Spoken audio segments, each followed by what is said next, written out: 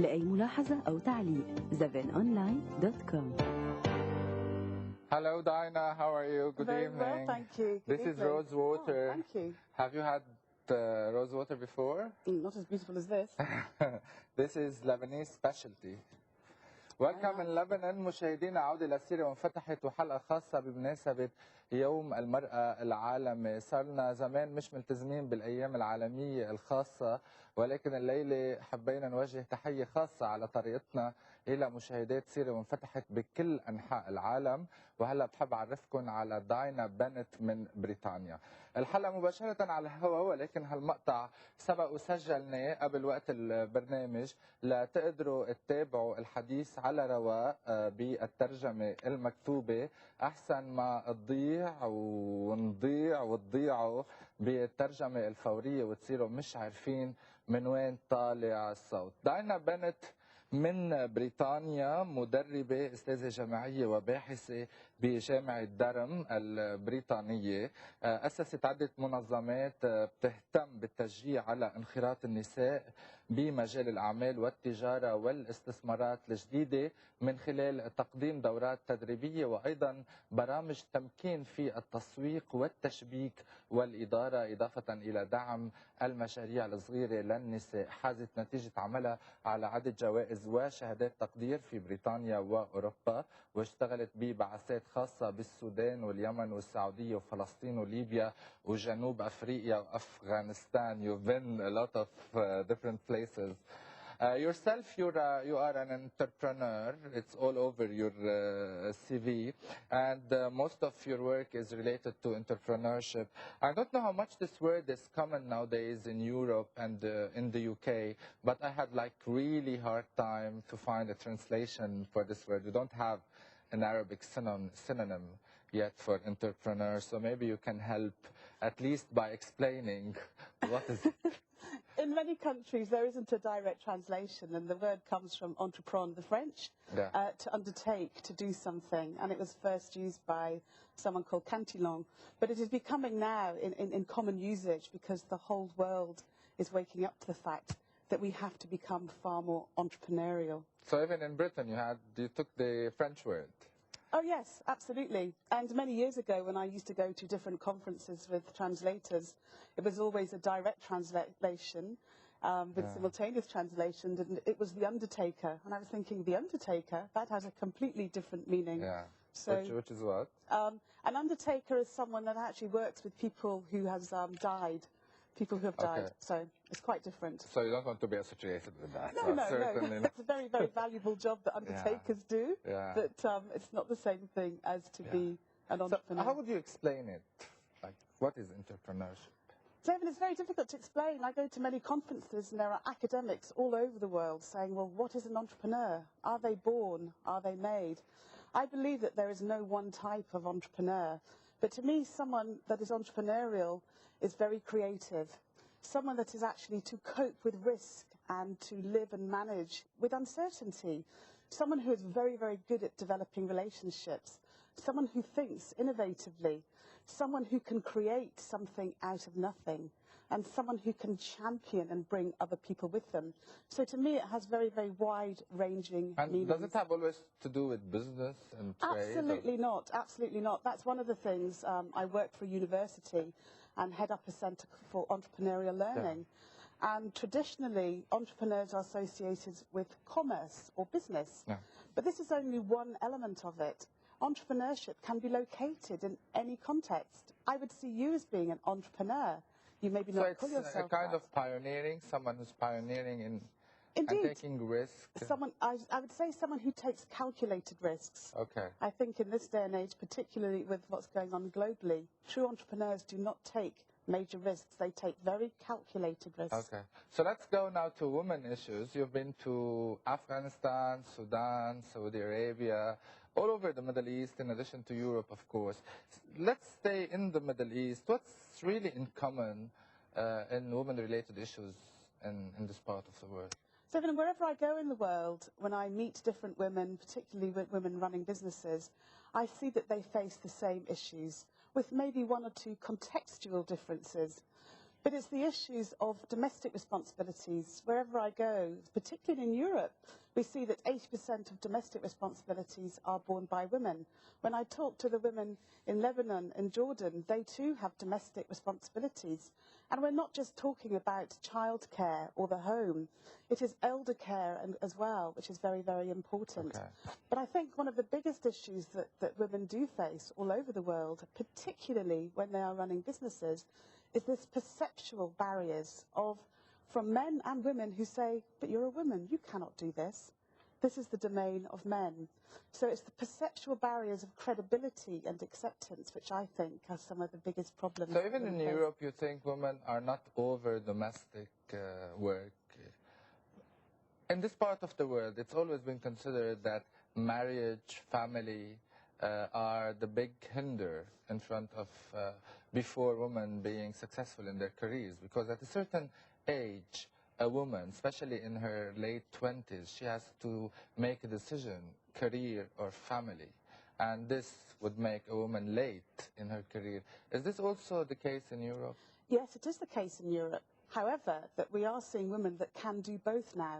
It doesn't have to be either or. There is an opportunity now, which is why we do a lot of campaigning for very, very good provision of childcare and domestic care for children, which is very important. Because if a woman wants to go and succeed in a career, she has to be assured that her children are well looked after. But you know, this is one of the reasons why many women are starting their own businesses, because they are able to juggle these domestic responsibilities more effectively. So they might work at home, for example? Exactly. Many women will actually work from home. They will set up an office in their kitchen. With internet, this made it like easier. Absolutely. With the technological revolution, this has made life so much easier. And we're seeing a lot of large companies, and I think we will see a lot more in the future, outsourcing this work for home workers. And you could be based very, very far away in a rural location. And with technology, there is no excuse for people. What other solutions like you might offer or suggest for this balance between domestic and career and solutions? I think that there has to be very good, I think, almost government provision in terms of childcare, which I think is very, very important. Our children are very, very important. So, but to recognise that it is not an either-or situation for women. That women that do want to go and work, they should be able to, but they should be assured that they have this childcare. Yeah. So I think it is a perceptual thing as well, going back to that point, that many people would say, but you're a woman, you should only be bringing up a family. So this is a big barrier that many women will come across. And how you would suggest confronting this? Well, this is something that is so ingrained in our psyche. Yeah. Even in Europe, we're talking also in the UK, or how was the process in the UK? Even this in evolution? Even in Europe, there are some women and some men that will not employ women of childbearing age, because they say, well, why? Because I'm going to train you, and then you're going to go and have children, and you will cost me a lot of money. Well, okay, biologically, it is only women at this moment in time, with technological advances. I don't know what will happen in the future, but at this moment in time, only women are able to have children. It is a fact. So we must accommodate that. And I think, too, we must accommodate the fact that there are some women that say, I would like to focus on bringing up my family. I don't want to work. And that which would is be like fine. Absolutely. Yeah. But also, we must think about the fact that some women do not have this choice. Yeah, they do not have this choice. Sometimes they have no alternative for a number of different reasons but to go out and work, even though they have children. And I think we should bear that in mind. How come you were interested in the Arab world? What brought you here to this part? Oh, I'm very, very interested. As a child, I had a very peripatetic background. My father travelled all over the world to work, so I've lived in Iran. I've spent many years living and working in the Sudan. And I feel as though I have a great affinity with the sort of Arab culture and Arab world. I just wish my Arabic was better. But I just love it. And when I started working in the field of women's entrepreneurship and women's empowerment, when I started travelling, I realised that we are no different wherever we go, all around the world. But what was the most striking experience you had, and where was it? Saudi Arabia, Sudan? Well, Saudi Arabia is a very, very interesting example. where women are not allowed to drive.